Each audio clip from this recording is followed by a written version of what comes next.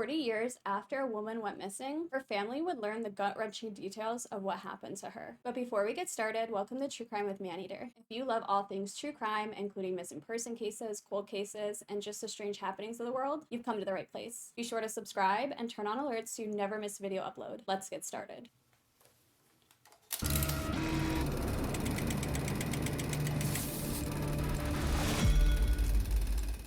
In 1957, 23-year-old Brenda Bolton was an intelligent, kind, and beautiful woman. Little did she know, while attending a young farmers event in Worcestershire, she met a man who would change her life forever. Brenda would meet the young and handsome David Venables. At the time, David was working on his family's pig farm and quickly took an interest in Brenda. When he wasn't working, he would go and visit Brenda at her home. Eventually, David would propose to Brenda, and she said yes. They got married in June of 1960. They would go on a honeymoon to Jersey, and when they returned, they would move into the home known as the Quaking House Farm in Kempsey. Brenda would run a nursery from her home, while David would actually farm an enormous 500 acres. And really, life went on as normal for the next 25 years. But little did everyone know, that would all change. On May 3rd, 1982, on that day of May 3rd, Brenda would simply vanish. Her husband David would report Brenda missing the very next day, and the search began rather quickly. Police would bring in a helicopter and tracking dogs. They checked farm buildings and abandoned properties, but there was no trace of Brenda. But as the search is ongoing, some realized that David didn't seem too upset about his wife being missing. A friend of the couple named Vicki Jennings would later say that David did not seem overly concerned about his wife, and he didn't appear to be actively searching for her. David would recount what happened the day before Brenda went missing. He said that it was a perfectly normal day. They were sowing potatoes. He would say that his wife also seemed to be really enjoying herself, playing on the floor with the puppy, and he said that he noticed nothing unusual about her mood or just anything in general. He would tell a journalist, quote, "I just woke up to find she had gone. She has never done anything like this before, and I haven't the faintest idea what has happened to her." He would go on to say that he's been unable to sleep since she went missing. He said that she had recently had a bout of the flu and had been depressed because of it. The search would last for about 3 weeks, and then her family was left wondering for 40 years what happened to Brenda. David would move out of the house that him and Brenda had owned in 2014. And then on July 2019, the new owners of the farm that David had once owned decided to drain the septic tank. As the tank is being serviced and drained, the technician would stumble upon a horrible scene. He would find large clumps of hair before uncovering a skull. A pelvis and thigh bones were also recovered. There was also clothing, including a half pair of pants recovered, a pair of tights, a bra, remnants of some shoes, and a sweater inside the tank. But it was impossible to determine the cause of death, and it took more than a year before those bones were identified as Brenda's. And then her husband, David, who was now 88 years old, was charged with her murder. Once the trial was underway, David's secret life came to light. David had been having an affair with a woman named Lorraine Stiles since around 1967, but the affair had been on and off again throughout the years. Lorraine was actually David's mother's caregiver, so she was constantly at David's mother's house and caring for her. Lorraine did die in 2017, but she had talked to the police in 1984, shortly after Brenda had disappeared. She said that shortly after his wife was reported missing, David actually contacted her. She went on to say that he seemed quite composed and suddenly told me his wife had disappeared the night before, and he was phoning to let me know before I read it in the paper. He called round about 2 weeks later but didn't mention it. I couldn't understand how he was so calm about the whole episode. David would paint a picture about being a loving husband and that he was terribly sorry that he had the affair, that he was very much in love with Brenda, and that they had a good relationship. But Brenda's psychiatrist would paint a completely different picture. Brenda was seeing her psychiatrist for treatment of depression in March of 1982, and Brenda would tell the psychiatrist that the couple hadn't slept in the same bed since 1968. But David claimed that they had a sexual relationship and that they slept together every single night. And then, of course, he needed a defense during his trial, so he blamed a serial killer known as Fred West for the murder of his wife. And his legal team actually suggested that Brenda had killed herself because it was well known that she was suffering with depression, which was just completely ridiculous because how would she get herself in a septic tank and close the lid? Apparently it was a very heavy cement lid. So if she wanted to kill herself, what would be the point of putting herself in that septic tank? It just made no sense. The judge in the case was actually incredibly angry. She would go on to say that David was responsible for Brenda's many mental illnesses. She would say, "I am sure you killed Brenda to remove her from your life and the complications she may have presented to you in any divorce proceedings. There is no doubt an element of greed and selfishness. I do not accept that your life expectancy must be short." The judge basically went on to say that the killing was not done in the heat of the moment. She said that basically everything you did must have required considerable planning.